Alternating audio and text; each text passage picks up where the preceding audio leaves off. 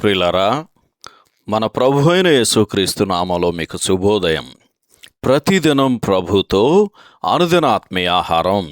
June 4 గురువారం. నేటి లేఖన పఠనం యెషయా గ్రంథం 44వ అధ్యాయము 14 నుండి 28 వచనాలు. నేటి ధ్యాన లేఖనం యెషయా గ్రంథం 44వ అధ్యాయం 22వ వచనం.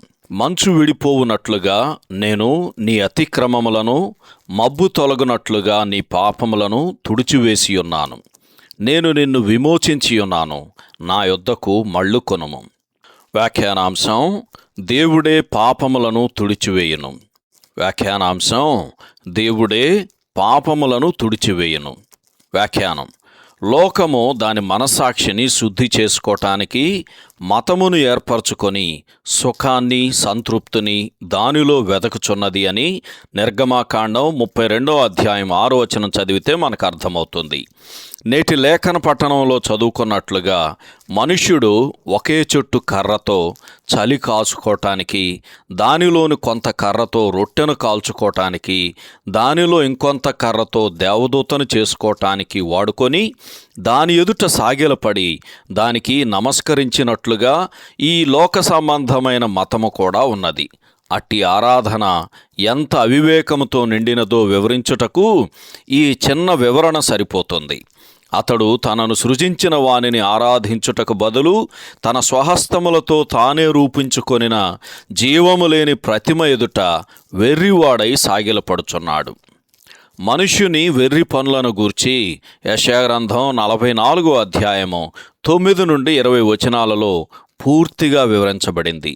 మనుష్యుడు నిర్విరామంగా అది ఇది చేస్తూ అలసిపోతూ ఉన్నాడు.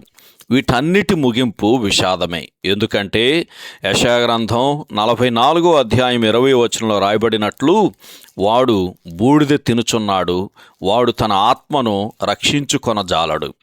దేవుడు చేయు కార్యమును గూర్చి యెషయా గ్రంథం 44వ అధ్యాయము 21వ వచనం నుంచి వివరించబడింది.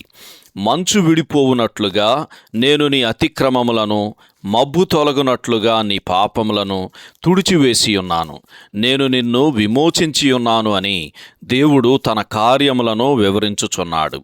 మేఘావృతమైన ఆకాశమును గాలి ఒక్క క్షణములో ఎలా తేటపరుస్తుందో, అలాగే వెలుగై ఉన్న దేవుడు కూడా తన శక్తివంతమైన ఊపిరి ద్వారా ఆయనకు మనకు మధ్య అడ్డుగా ఉన్నదానినంతటినీ తొలగించి వేస్తాడు. భూమికి సూర్యుని వెలుగు అవసరమైనట్లే మన ఆత్మలకును దేవుని వెలుగు అవసరము.